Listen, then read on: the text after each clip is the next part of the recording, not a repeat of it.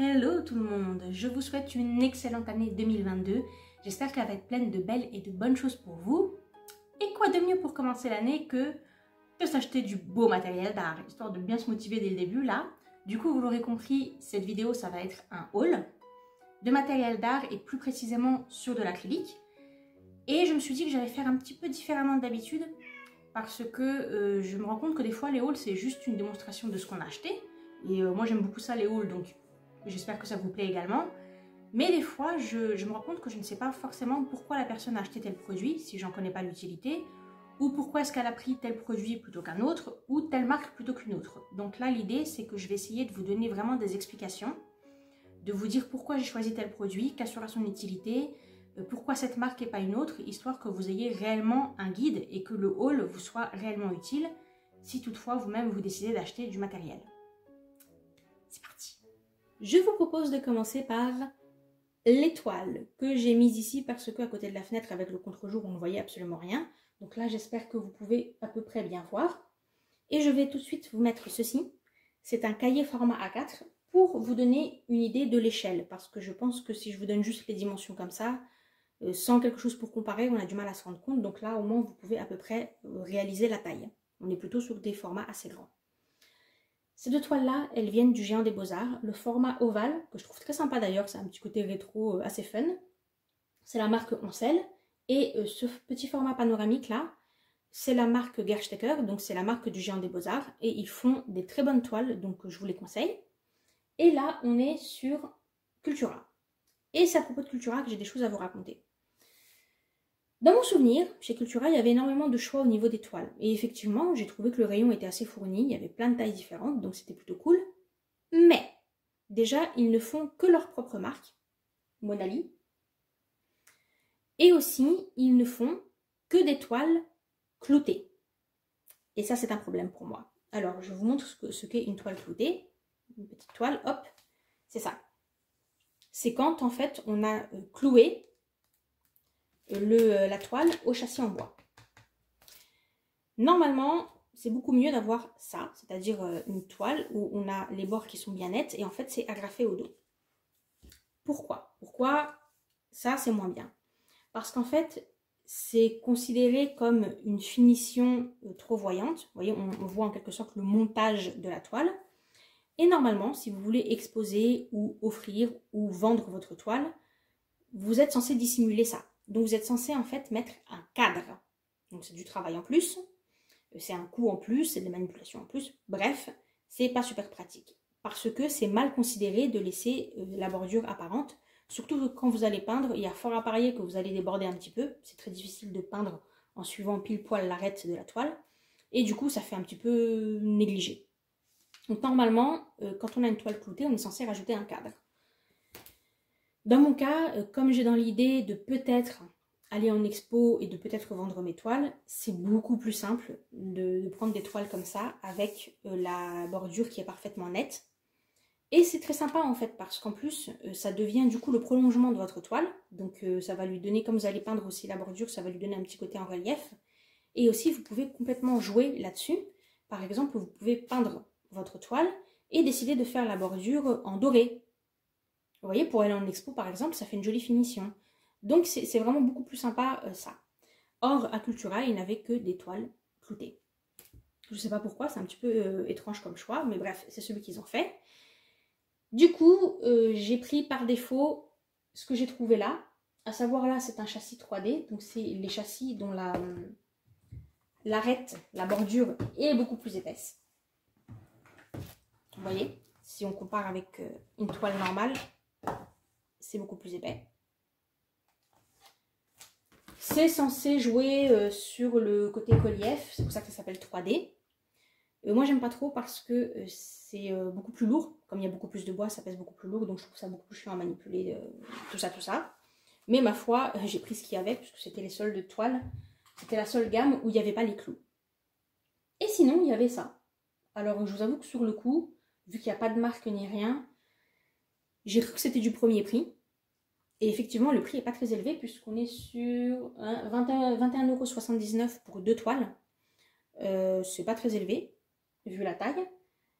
Mais à regarder de plus près, on est quand même sur du 100% lin 400 grammes. 100% lin, le lin, c'est considéré comme plus qualitatif que le coton. Donc normalement, ça, c'est censé être de la meilleure qualité que les autres toiles que j'ai là, puisque c'est du 100% coton. Effectivement, 400 grammes aussi, c'est plutôt pas mal niveau épaisseur. Quand on le retourne, on voit bien que c'est du lin. Puisque si vous comparez avec du coton, vous voyez, le lin est beaucoup plus foncé. Du coup, je suis un petit peu sceptique parce que clairement, ça a l'air d'être de la très bonne qualité. Mais je m'explique pas le prix. Alors, peut-être parce que c'est vendu en lot. Effectivement, il y a un petit macaron là pour dire lot économique. Et c'est vrai que toutes les toiles étaient vendues en lot. Vous ne pouviez pas les avoir à l'unité. Donc, ça peut jouer sur le prix. À regarder de plus près, je me dis au niveau du gesso. Donc, le gesso, c'est l'après la couche de peinture blanche là, que vous voyez, qui est censée préparer votre toile pour que vous puissiez peindre dessus. J'ai l'impression qu'ils ne se sont pas foulés. Ça n'a pas l'air d'être du gesso de super bonne qualité, ou en tout cas, ils n'ont pas dû mettre beaucoup de couches, parce que clairement, il n'est pas très couvrant. Et aussi, je me suis rendu compte qu'il manquait les clés. Ils les vendent sans les clés. Et les clés, c'est ces petits bouts de bois là. Ça sert à tendre la toile. Et normalement, c'est fourni à chaque fois, avec toutes vos toiles, en tout cas au format rectangulaire ou carré. Vous voyez, là, on les a. Je ne sais pas pourquoi, là, ils ne les ont pas mis, mais j'imagine que c'était pour faire des économies. Donc, si on ajoute le fait que ce soit vendu en lot, le gesso bof, et le fait qu'il manque les clés, je suppose que ça peut expliquer le prix avantageux. Parce que sinon, je vois pas, le 100% lin, c'est censé être le top du top, donc... Bref, on verra bien. En tout cas, je suis repartie seulement avec ces deux formats-là. J'avais l'impression d'en acheter beaucoup plus, hein. Mais de fait, j'avais pas envie d'avoir que des formats 3D parce que, comme je vous le disais, ça pèse extrêmement lourd. Et ça, comme j'étais un petit peu sceptique sur la qualité, j'ai pas osé en acheter trop. Si vous avez déjà testé, dites-moi, hein, surtout celui-ci. Dites-moi ce que vous en avez pensé. Et dites-moi si dans vos Cultura, vous avez d'autres marques que Monali, parce que dans le mien, il n'y avait pas. Voilà, si vous avez des questions, si j'ai dit quelque chose que vous n'avez pas compris ou quoi, n'hésitez pas à me poser la question en commentaire et j'y répondrai avec plaisir.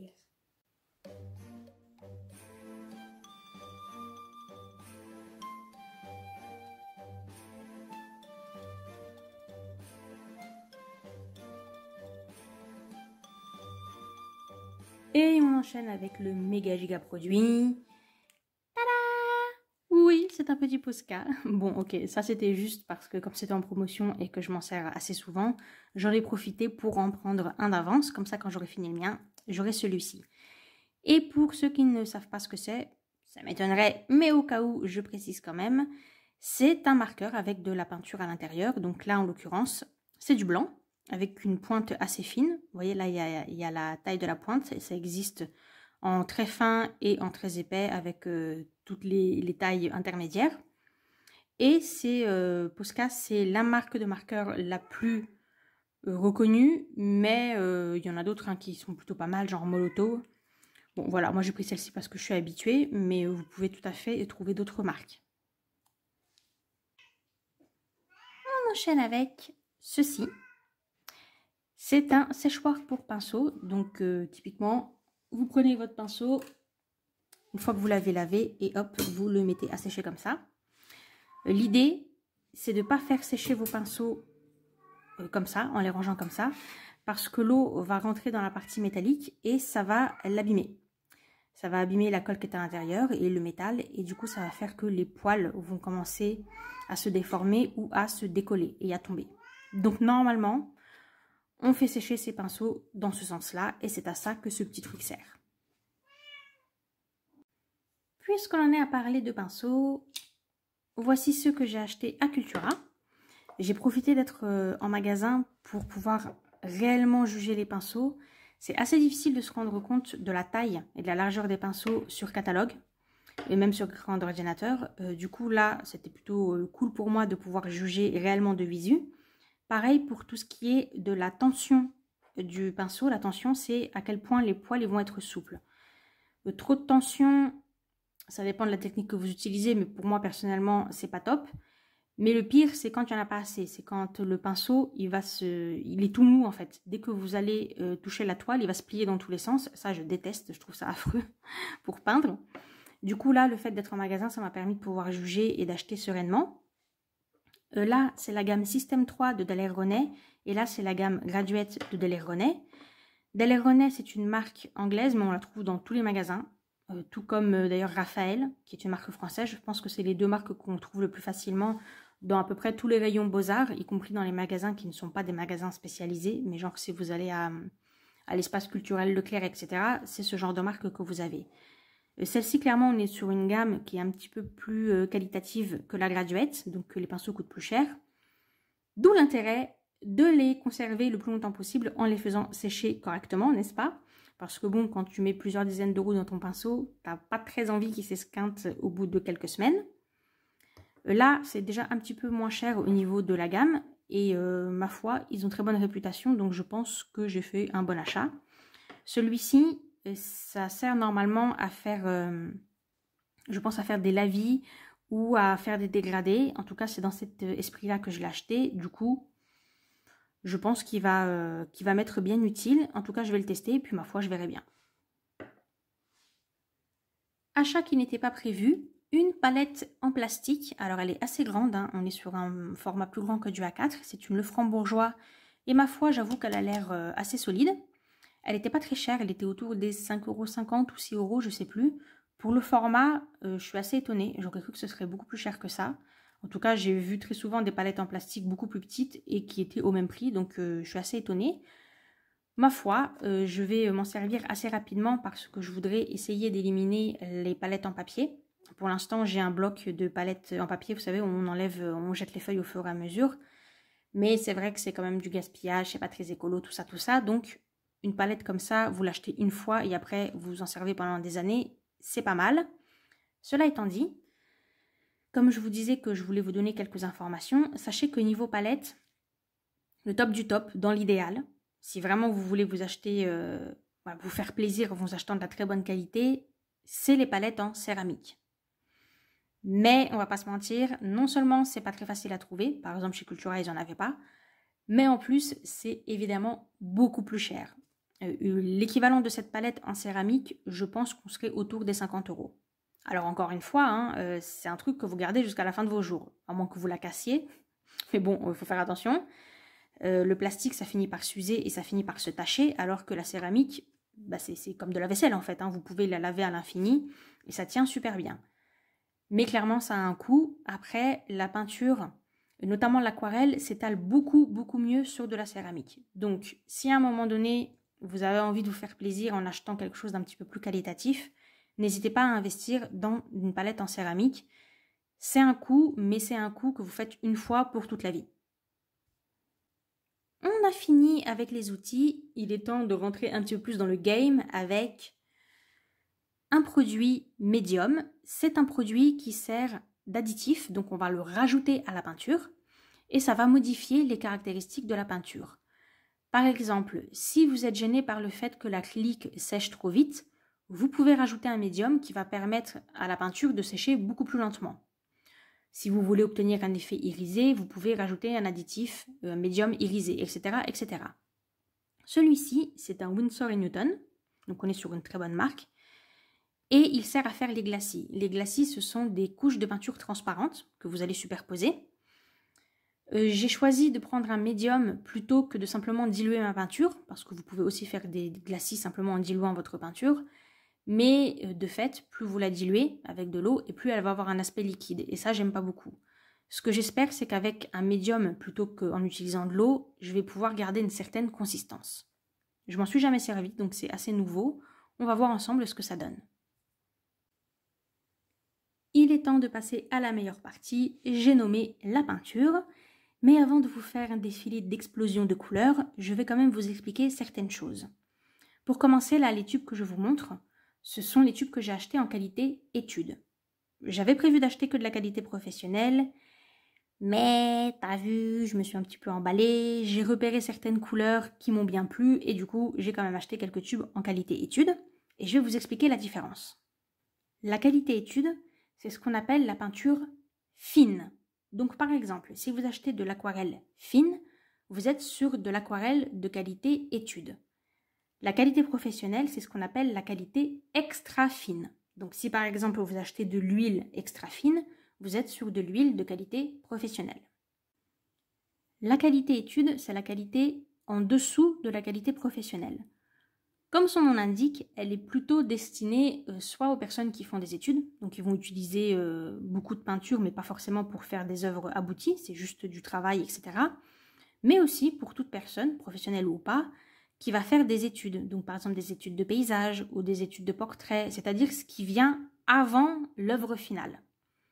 Ça ne veut pas dire qu'en tant que professionnel ou qu'en tant qu'amateur ou quoi que ce soit, vous êtes obligé d'utiliser l'un ou l'autre. Vous faites bien comme vous voulez. Sachez que la qualité étude, surtout si vous prenez de la très bonne marque, en général, elle est quand même très qualitative. Par exemple, Liquitex, ils font aussi bien de la qualité professionnelle que de la qualité étude. Donc évidemment que leur qualité étude, elle est aussi très respectable. Mais clairement, ça va vous revenir beaucoup moins cher puisqu'on est sur des prix entre 3 et 4 fois moins cher par rapport à de la qualité professionnelle. Donc clairement, si vous ne voulez pas ou ne pouvez pas investir dans de la qualité professionnelle, ça fait très bien le job. Donc il n'y a pas de jugement de valeur à avoir là-dedans. Si vous préférez ou si c'est mieux pour vous d'utiliser de la qualité étude, il n'y a pas de souci.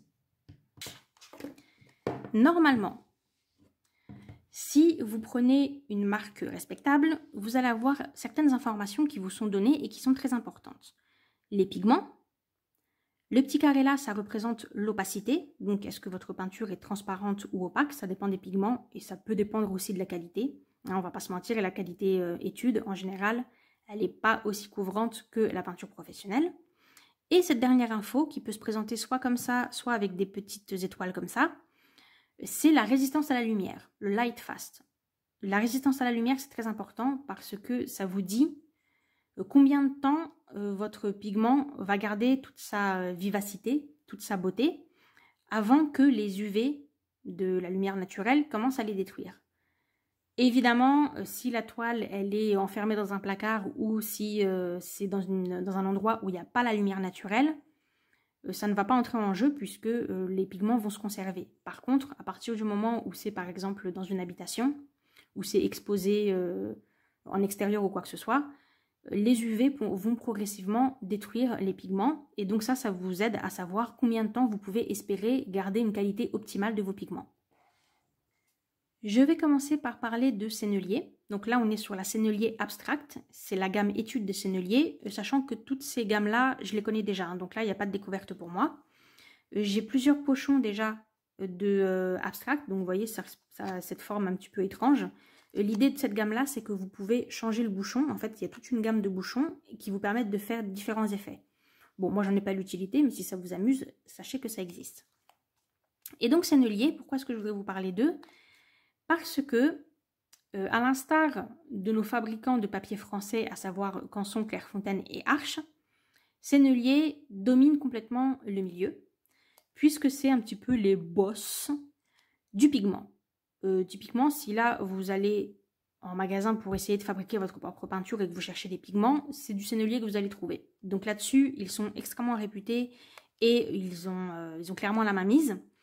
À tel point que j'ai découvert que Sennelier fabrique les couleurs d'autres marques. Alors évidemment, il n'y a pas la marque Sennelier qui est écrite dessus, mais c'est eux qui fabriquent. Et c'est la même chose avec le papier. Quand vous voyez une marque de papier, même américaine, s'il y a écrit Made in France, il y a fort à parier que c'est Canson ou une autre marque dans ce genre-là qui fabrique le papier. Eh bien, c'est pareil pour Sennelier. Du coup, quand vous prenez par exemple la Liquitex, qui est une marque américaine, et que vous voyez Made in France, vous pouvez soupçonner que ce soit Sennelier qui ait mis le nez là-dedans. Enfin bref, donc Sennelier, vous l'aurez compris, c'est une excellente marque et de toutes les qualités études que je connais, c'est ma préférée. Je trouve que les couleurs sont vraiment très belles et l'opacité est très correcte, ce qui ne m'étonne pas vu qu'il domine vraiment le marché. J'ai choisi là le violet clair. Je sais, ça paraît vraiment très bleu à l'écran, mais c'est du violet. Un violet très pastel. Et le vert phthalo, qui est un vert un peu... qui tire un petit peu sur le bleu, un peu émeraude. Donc ça me paraissait très joli, du coup j'ai pris. Ensuite, là, ça va me permettre d'aborder un sujet qui me fait rager très souvent et que donc si vous connaissez ma chaîne, vous m'avez déjà entendu parler. à savoir la grosse difficulté de choisir ses couleurs quand on ne peut pas la voir de visu. Là, les tubes, ils sont transparents, donc vous savez, quand vous avez le tube devant vous, vous savez que c'est la couleur qui est à l'intérieur.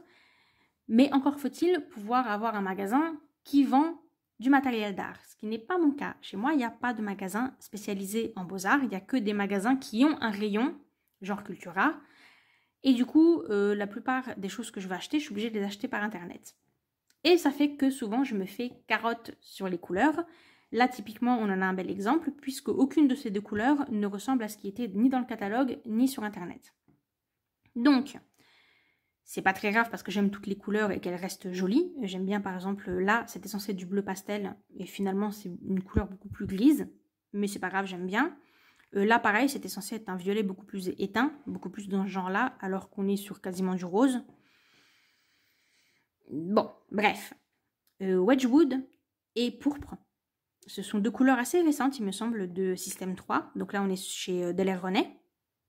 La même marque que je vous ai montré pour les pinceaux. Du coup, si vous pouvez, achetez vos couleurs plutôt en vous rendant en magasin. En tout cas pour les peintures de qualité étude, parce que très souvent, les tubes sont transparents. La qualité professionnelle, non. En qualité professionnelle, les tubes, ils sont opaques. Donc, ça ne change pas grand-chose de le voir en vrai ou pas. Mais pour la qualité étude, les tubes sont transparents. Et du coup, c'est quand même beaucoup plus simple pour choisir ses couleurs. Et ça évite ce genre de déconvenus. Et enfin, Liquitex Basics. Alors, Liquitex, je connais en marque professionnelle. Mais là, j'ai décidé de prendre ces deux qualités études-là. Simplement parce que, je ne sais pas pourquoi, ils ne font pas ces couleurs-là en qualité professionnelle. Il y a pas mal de marques comme ça qui ont des différences entre leur qualité professionnelle et leur qualité étude. Je ne sais pas pourquoi. Pourquoi ne pas faire les mêmes couleurs dans les deux gammes? Bref. Du coup, là, j'ai pris le gris vert et le gris pourpre. C'est des couleurs qui sont un petit peu éteintes. Donc, je pense qu'elles sont quand même bien pastelisées. Là, on a un pigment jaune, un pigment bleu et un pigment blanc. Donc, il n'y a même pas de vert à l'intérieur. Et là, on a un pigment violet, un pigment rouge et un pigment blanc. Donc, on voit bien que c'est des couleurs qui sont très retravaillées. Là, on a un pigment violet, un pigment rouge. Et là, on a pigment blanc, pigment bleu, pigment jaune. Donc, vous voyez, c'est des couleurs, ça se voit, hein, dès qu'on commence à avoir des couleurs un petit peu comme ça, pastelisées, etc., vous savez qu'il y a au moins 2-3 pigments à l'intérieur. Alors que là, le vert phthalo, il n'y a qu'un seul pigment, qui est un pigment vert. Autre petite précision, moi j'adore collectionner les couleurs parce que, entre autres choses, je n'aime pas faire les mélanges et aussi le fait d'avoir les couleurs toutes prêtes, ça m'aide à me projeter pour savoir quelle couleur je veux utiliser. Mais bien entendu que si vous préférez faire vos propres couleurs, vous n'avez pas l'utilité d'avoir autant de couleurs différentes, hein. Vous pouvez acheter les quelques couleurs de base et avec ces couleurs de base, vous pouvez à peu près fabriquer toutes les couleurs qui existent. Du coup, c'est à la préférence de chacun. Moi, j'aime bien avoir les couleurs toutes prêtes et j'aime bien avoir énormément de variétés. Mais il y a beaucoup de personnes qui peuvent se contenter de beaucoup moins de tubes et ça marche tout aussi bien. Ça dépend de vos préférences. Bon, maintenant, on passe à la qualité professionnelle. Vous êtes prêts? Tadam! Oui, ce petit truc étrange là, en fait, ça va avec cette marque, la Golden. C'est la première fois que j'en achète puisque en marque professionnelle, j'ai toujours eu que la Liquitex. Donc, beaucoup de nouveautés pour moi dans ce haul. Golden, c'est une excellente marque. Ils ont excellente réputation. Ils ont beaucoup de variétés au niveau de leur acrylique. Par exemple, ils ont une gamme très liquide où c'est quasiment de l'encre. C'est pas tout à fait de l'encre, mais presque. Et alors, il y a ce petit truc qui apparemment sert à ouvrir les bouchons. Je sais pas trop c'est quoi les micmacs, mais je me suis dit que s'ils avaient créé un petit objet exprès, c'est que effectivement ça doit pas toujours être très facile de les ouvrir. Et c'est vrai, je me souviens que certains Lefranc-Bourgeois et certains Royal Talents avaient ce type de bouchon et c'est une galère à ouvrir. À partir du moment où la peinture elle a commencé à sécher, bon là évidemment c'est très facile parce que je m'en suis pas encore servi. Mais quand la peinture elle commence à sécher sur le goulon, vas-y après pour l'ouvrir, hein. Du coup, je me suis dit oui, effectivement. Oui, d'ailleurs, regardez celui-ci. Il n'a pas la même forme que les deux autres, tiens. Ah oui. Bah, vous voyez, lui, là. il a le cranté qui est comme celui-ci, alors que les autres, ils sont différents. Et ils n'ont pas la même envergure. Oui. Donc clairement, il doit y avoir plusieurs types de bouchons différents et ils ont prévu le petit outil. C'est pas plus mal. Ce que je voulais vous dire à propos de Golden. Là, il n'y a pas très longtemps, je vous ai expliqué à quel point c'était un petit peu de l'arnaque de choisir ces couleurs sur ordinateur ou sur catalogue. Mais alors, c'est encore plus compliqué avec la peinture professionnelle puisque les tubes sont opaques. Mais chez Golden, et alors là, franchement, ça mérite qu'on tire notre chapeau, ils font ça. Ça, là, c'est la vraie peinture qu'ils se cassent les pieds à mettre sur chaque tube. Donc quand même, respect, parce que ça doit être très fastidieux. Et c'est super bien parce que déjà, vous voyez clairement la peinture. Vous savez que ça, c'est la peinture qui est à l'intérieur. Et aussi, comme vous le voyez très bien ici, il y a des petites bandelettes noires. Et ces bandelettes noires, elles sont là pour vous montrer l'opacité et la transparence de la couleur.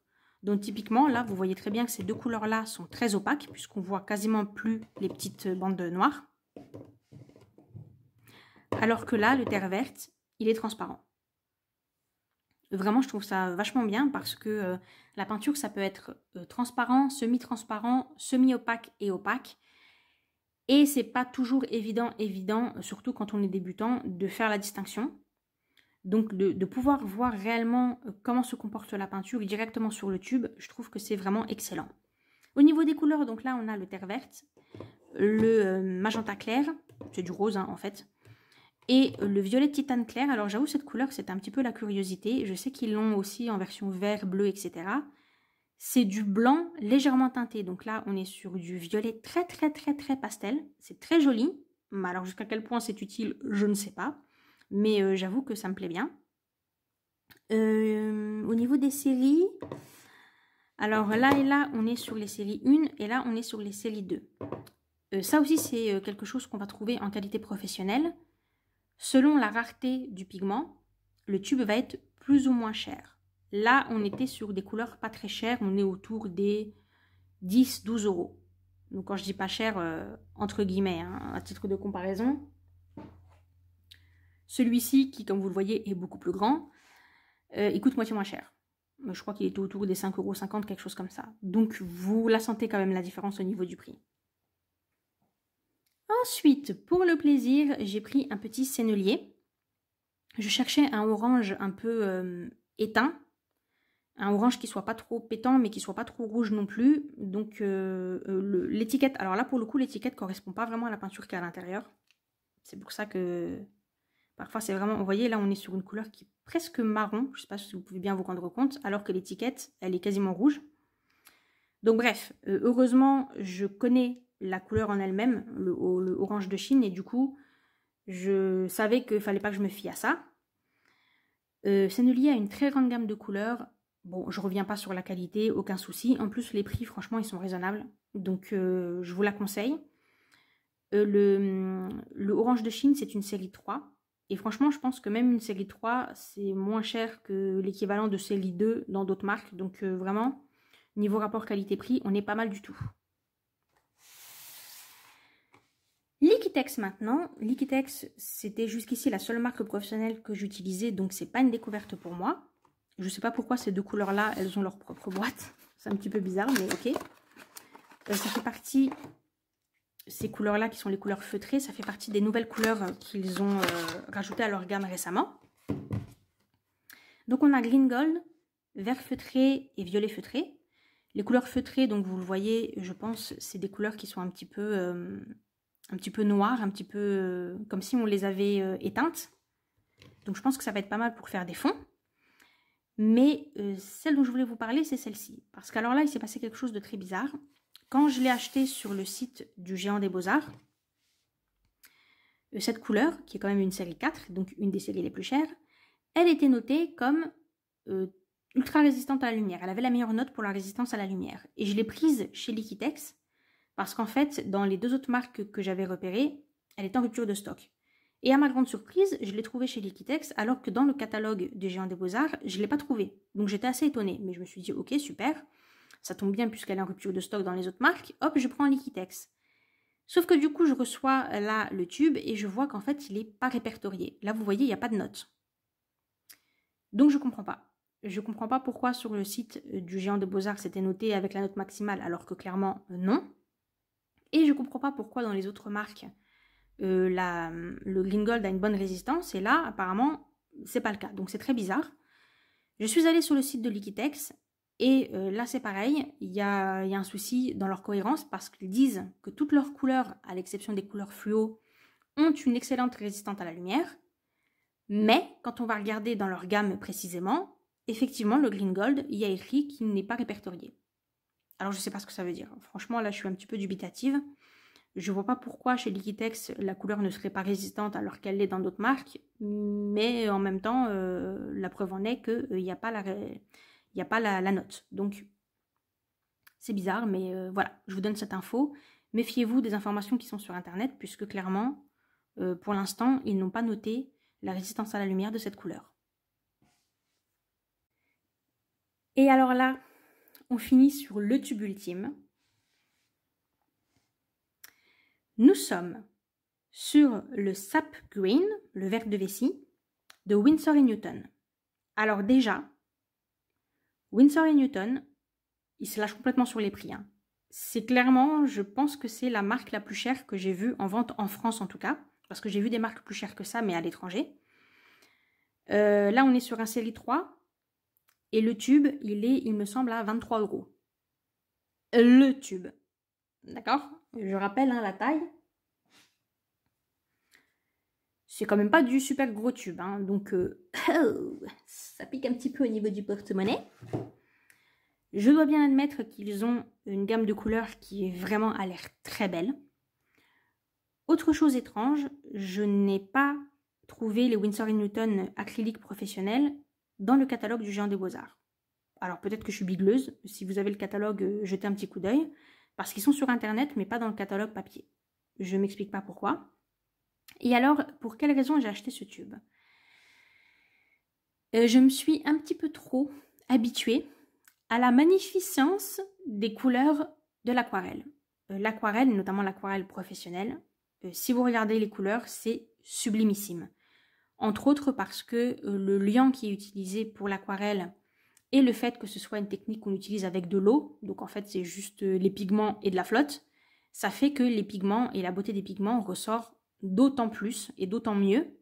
Et c'est quelque chose qu'on ne peut pas avoir avec les autres techniques. Tout simplement parce qu'elles sont beaucoup plus opaques. Le problème de ça, c'est que du coup, j'ai tendance à toujours m'attendre à des couleurs vraiment sublimes. Et il faut bien admettre qu'on ne peut pas obtenir le même résultat. Donc ça, c'est un fait. On ne va pas avoir les mêmes dégradés, les mêmes variations dans la peinture, dans une peinture aquarelle qu'on va avoir dans les autres types de peintures. Mais alors, quand vous êtes habitué à certaines couleurs et que qu'après vous achetez dans un autre type de peinture et que vous vous retrouvez avec des couleurs toutes moches, franchement, ça fout un petit peu les nerfs. Et pour moi qui suis très sensible aux couleurs, c'est pour ça que j'adore les collectionner, c'est un vrai problème. C'est un souci que j'ai déjà avec le indigo, avec certains oranges, c'est pour ça d'ailleurs que j'ai tenté le orange de Chine, parce que j'arrive pas, en fait j'ai mes couleurs en aquarelle et je bloque sur ces couleurs-là, je n'arrive pas à avoir l'équivalent dans une autre marque, donc ça me gêne énormément. Et la couleur qui me frustre le plus, c'est le Sap Green. Parce que le Sap Green, je l'ai chez Daniel Smith, je vais vous le montrer parce que vraiment il est super beau et c'est le vert que j'utilise le plus. Mais alors je l'ai chez Le Franc-Bourgeois, chez Amsterdam, chez... je crois Sennelier. Non seulement les trois, entre eux, ils ne se ressemblent pas du tout, alors que c'est quand même censé être la même couleur, mais en plus, il y en a mais vraiment aucun qui arrive à la cheville de celui de Daniel Smith, véritablement. Du coup, je suis hyper frustrée de ne pas trouver mon Sap Green. Et celui-ci, j'ai pris un risque, surtout vu son prix, n'est-ce pas? Tel que je l'ai vu, en tout cas, sur mon écran d'ordinateur, il avait l'air de vraiment ressembler bien davantage que les autres au Sap Green que j'avais en tête, celui de Daniel Smith. Et du coup, bon, voilà, je l'ai tenté. C'était un risque. Clairement, là, quand je regarde sur le tube, ça a l'air effectivement d'être la couleur que j'espérais. Donc, j'espère que je ne vais pas être déçue. On va la tester ensemble. Mais vraiment, je mise beaucoup dessus. Et c'est de la peinture qui est très chère. En plus, j'ai repéré d'autres couleurs, mais je vous dis franchement, quand j'ai vu les prix, genre 30 € le tube, what? Je me suis dit, ouais, bon, non, une prochaine fois. Voilà. Je vous ai présenté toutes mes couleurs en études et en professionnel. Donc maintenant, je pense qu'on va passer à un petit test de couleurs. Je vais les faire dans mon nuancier que vous avez vu. Puisqu'il s'agit de ce cahier. Donc là-dedans, je teste mes couleurs. C'est mon nuancier qui me permet de comparer mes couleurs. Et du coup, on va ensemble remplir avec les nouvelles couleurs. Je voulais commencer par vous montrer mes petits tests pour ce truc-là. Donc le médium à glacis. J'ai pris le bleu primaire, le rouge primaire et le jaune primaire. J'ai mélangé le bleu et le rouge, ça m'a donné ce violet qui est, ma foi, très foncé. Presque un petit peu noirâtre. Du coup, j'ai mis du blanc pour qu'on puisse un peu mieux voir. Mais vous voyez tout de suite, ça rend la couleur très pastel parce que le blanc, qui est du blanc de titane, c'est une couleur qui est très opaque et qui prend un peu le pas sur les autres pigments. Ensuite, j'ai utilisé le médium et j'ai mis un petit peu de bleu dedans. Donc évidemment, il faut mettre plus de médium que de couleur parce que sinon, ça n'a aucun intérêt. Donc là, vous voyez, ça me fait un bleu bien transparent, un rouge bien transparent. Et ce qui fait que ça a cette teinte un petit peu pastel, c'est le blanc du papier en fait, qui est en transparence en dessous. Ensuite, j'ai pris le bleu transparent, j'ai mis une couche, j'ai attendu que ça sèche et j'ai rajouté le rouge. Et on obtient ce violet qui, vous le voyez, est beaucoup plus limpide et beaucoup plus lumineux que celui-ci. Sans avoir à ajouter du blanc parce que ça l'aurait pastelisé. Là, vous voyez, la couleur, elle est vraiment intense. Mais j'ai pas utilisé de blanc, j'ai pas utilisé de violet et j'ai pas mélangé les couleurs. C'est ce qu'on appelle un effet d'optique. En fait, c'est la superposition qui fait que quand la lumière va se réfléchir et va revenir sur notre œil, on va avoir l'impression que c'est du violet, alors qu'il n'y a pas de violet. Et du coup, pareil, j'ai mélangé le jaune avec le bleu, ça a donné ce vert, mais là, on voit qu'il est quand même beaucoup plus joli que là. Et à la fin, j'ai superposé le jaune avec le rouge et on obtient ce orange, qui est aussi un très joli orange. Donc, c'est une des choses que vous pouvez obtenir avec le médium à glacis, jouer comme ça sur la superposition pour avoir des couleurs un petit peu plus, on va dire un petit peu différentes, que vous auriez du mal à obtenir autrement. Mais vous pouvez vous en servir pour plein de choses. Par exemple, vous pouvez faire une illustration et vouloir rajouter des zones d'ombre sans avoir à retravailler chaque couleur. Et bien, qu'est-ce que vous faites? Vous vous faites un petit glacis transparent, gris bleuté, ou enfin bref, de la couleur de votre ombre, et vous l'étalez sur la zone où il est censé avoir de l'ombre, sans avoir à retoucher aux couches que vous aviez déjà mises. Et le gris va se superposer, et c'est ça qui va donner l'impression que vous avez fait une ombre, alors qu'en réalité, vous avez juste rajouté un glacis. Vous voyez ce que je veux dire? Bref, après, à vous d'utiliser ce produit selon votre imagination. Vous pouvez vous en servir pour donner de la profondeur à votre peinture, ou pour créer des couleurs, ou pour créer des zones ombrées, etc., etc. Voici l'intégralité de nos couleurs à tester, et on va commencer par les verts, et surtout par lui là, parce que je vais en avoir le cœur net. Un pot avec de l'eau où je vais rincer, un pot avec de l'eau propre pour ne pas contaminer les couleurs suivantes avec de l'eau sale. La nouvelle palette et mon nuancier.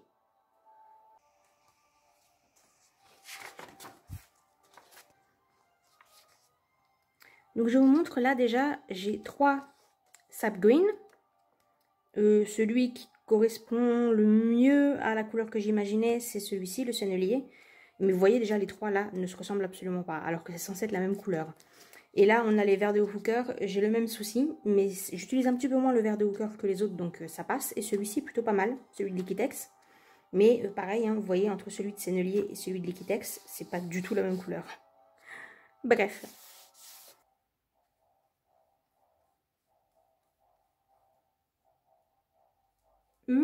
C'est pas mal du tout.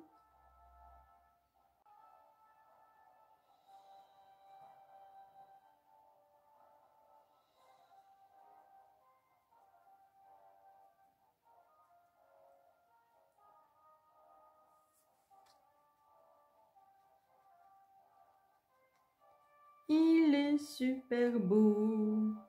Ah, on est d'accord qu'il est quand même beaucoup plus intense que les autres. Hein. Bon, ok. J'arrête de râler sur le prix. Il en valait la peine. Il est vraiment très très beau. Me voilà fort soulagée.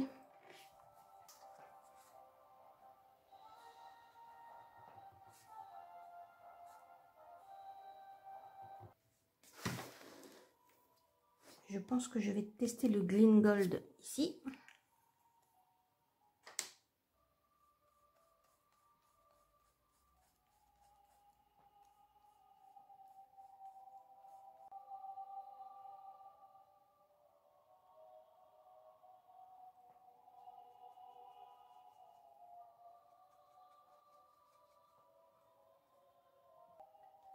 Pas de surprise, c'est du Gleam Gold tel qu'on l'entend, mais vous voyez par rapport à celui de PBO, encore une fois, on n'est pas du tout sur la même couleur. Ensuite, là, j'ai le vert phthalo de Amsterdam, et du coup, je pense que je vais tester le phthalo de Sennelier.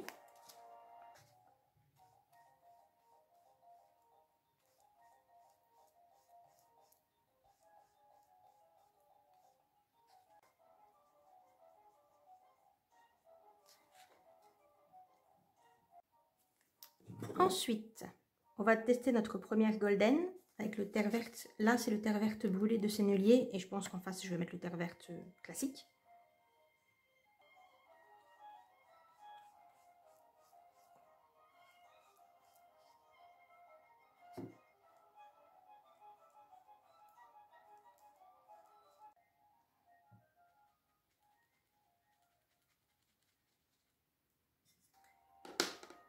Et ensuite, on va tout simplement finir avec les deux verres qu'il reste.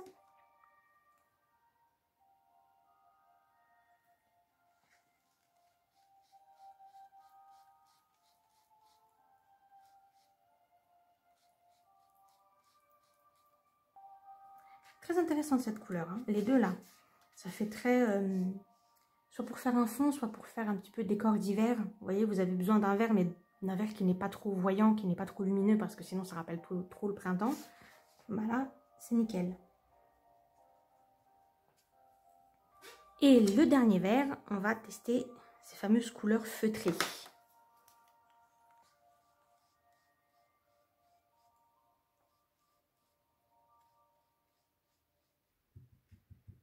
En fait, ça ressemble à du noir, mais qu'on aurait teinté avec du vert. On va voir ce que ça donne quand on rajoute du blanc.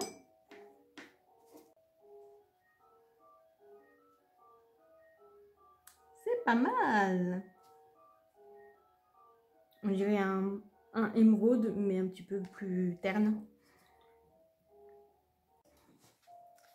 Alors maintenant, on va passer au violet rose. J'en ai certains, genre celui-ci. Et même celui-ci, en fait, hein, j'ai l'impression. Il tire quand même beaucoup vers le rose. Du coup, je pense que je vais les mettre à la fois dans les roses et à la fois dans les violets. Mais on va commencer avec le Light Magenta de Golden. Je m'attends à ce que ce soit une couleur... Moi, ça a l'air quand même un petit peu plus pêche que les autres roses que j'ai. En fait, on dirait une version plus foncée de celui-ci, qui est le rose clair de Liquitex. Ouh, il est très très joli. Vraiment très très joli. Regardez-moi ce beau rose Barbie.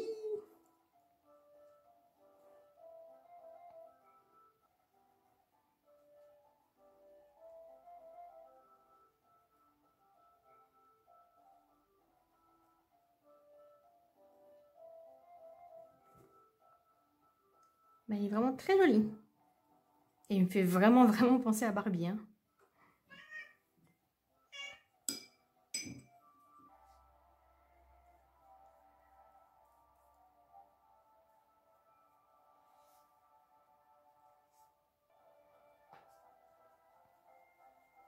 C'est une très très jolie couleur. Et c'est marrant parce que je l'ai dans une autre gamme. Et il n'est pas du tout considéré comme light fast, alors que lui, il a la meilleure note au niveau de la résistance à la lumière. Bizarre, bizarre. Mais il est très joli, surtout je trouve avec le blanc à l'intérieur. Ça lui donne une teinte complètement différente, c'est vraiment pas mal du tout.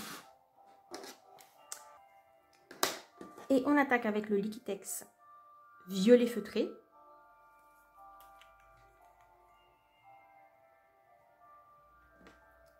Je sais pas si j'ai raison de le mettre dans le rose, mais quand je regarde comme ça, véritablement, ça me paraît très rose.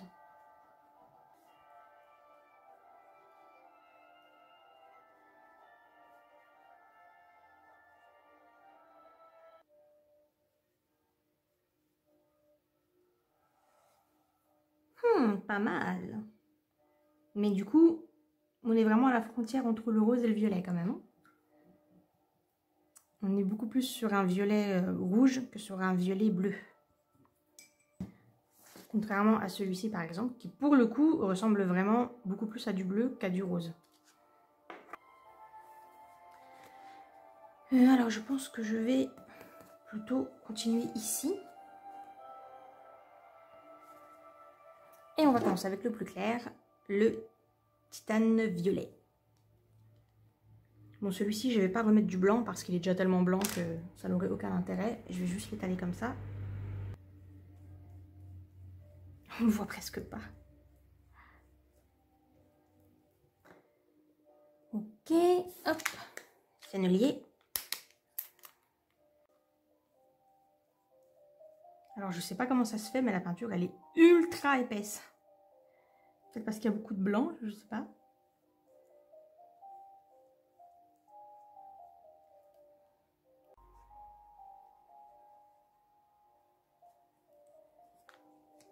Eh bien, très belle couleur, à n'en pas douter. On est presque sur du bleu, hein. Je me demande même si je vais pas le mettre dans le bleu également. Parce que c'est sûr que quand on compare aux autres, il fait quand même très bleu. Alors je pense que le gris pourpre, je vais le mettre plutôt par là.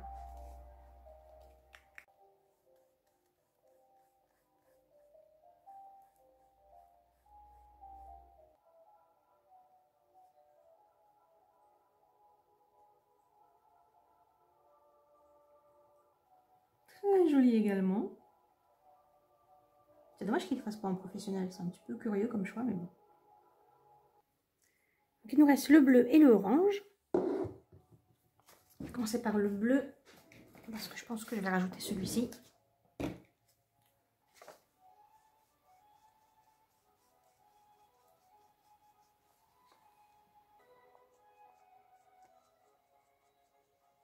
On a un très beau gris bleuté. Et on va finir avec notre magnifique orangé de Chine des senneliers.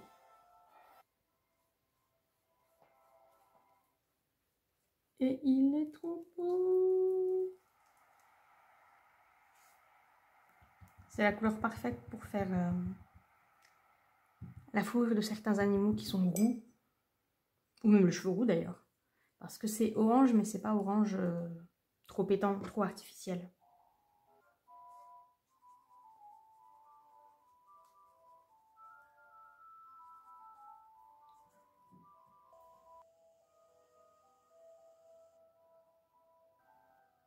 Maintenant qu'on a fini, je vous propose qu'on fasse un petit tour des couleurs qu'on a testées. Donc nous avons sennelier, la consistance, rien à redire, ça a l'air vraiment très agréable à travailler. On est sur une couleur transparente, donc c'est normal, on voit pas mal les coups de pinceau, mais dès qu'on met un petit peu de blanc, vous voyez, on voit parfaitement la couleur, c'est très joli. Et on voit que c'est beaucoup moins vif que ce orange-là, qui est déjà un petit peu plus pétant. Donc vraiment, je pense que je vais en avoir beaucoup d'utilité. Ensuite, en rouge, on n'a rien mis. En rose, nous avons le rose Barbie, n'est-ce pas? Très joli. Et on a le fameux pourpre que j'avais pas vraiment commandé en image d'un, c'était cette couleur. Mais cela étant dit, ça reste très joli, surtout quand on met du blanc. Je trouve que la version pastel, elle est beaucoup plus jolie. Et bien sûr, le violet feutré. Dans les violets, on a le fameux titane violet. Donc là, vous voyez peut-être un petit peu mieux maintenant qu'on zoome. C'est vraiment très joli. Hein. C'est très joli, mais bon, à utiliser, ça ne doit vraiment pas être évident. Le violet clair, et c'est sûr que quand on le met à côté des autres, il fait vraiment très bleu. Alors après, quand il est à côté des bleus, il fait déjà un petit peu plus violet, mais bon, ça dépend de l'environnement. Et là, bon, c'est à nouveau les deux couleurs qu'on a déjà vues. Oh, et j'ai failli oublier lui, le gris pourpre. Donc dans les bleus, j'ai le Dahlia René Wedgwood, donc qui est ce bleu très qui tire beaucoup sur le gris. Et du coup, j'ai remis le violet clair. Alors là, forcément, comparé à ce bleu-là, par exemple, qui est très vif, il fait déjà un petit peu plus violet. Mais pas tant que ça quand même. Hein. On est vraiment sur quelque chose qui tire beaucoup sur le bleu. bien sûr, les verts. Donc mon magnifique Sap Green. Vraiment, j'en suis très très contente. Je suis bien soulagée parce que déjà, il était cher. Mais en plus, enfin, j'ai trouvé la couleur qui me correspond. Donc là, je pense que je vais arrêter d'acheter des Sap Green. Celui-ci me convient. J'espère juste que j'aurai pas trop de mal à les trouver parce que j'ai quand même l'impression que les Winsor & Newton, ils sont pas évidents pour mettre la main dessus. J'ai vu que j'ai regardé un petit peu leurs autres couleurs et il y en a beaucoup qui sont en rupture de stock. Donc, on a le Green Gold. Alors, il fait un petit peu plus jaune à l'écran qu'il ne l'est en réalité. Il tire un petit peu plus sur le vert. Mais bon, il ressemble pas mal au jaune verdâtre de Amsterdam.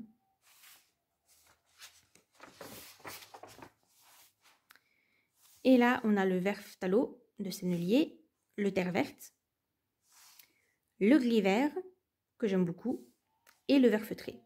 Ça, c'est vraiment pas mal du tout pour faire les fonds, genre les fonds de forêt ou quelque chose comme ça. Pas mal, pas mal. Et bien voilà, on va se quitter sur ce magnifique nuancier. J'espère que vous avez passé un bon moment. Je vous remercie d'avoir regardé la vidéo. Si vous avez des questions, n'hésitez pas à les laisser en commentaire. J'essaierai d'y répondre de mon mieux. N'oubliez pas que vous pouvez me retrouver également sur Patreon. J'y publie des vidéos, des images de mon Secret Sketchbook et plein d'autres choses. Donc n'hésitez pas à les regarder. On se retrouve très bientôt pour une nouvelle vidéo. Et d'ici là, portez-vous bien. Bye!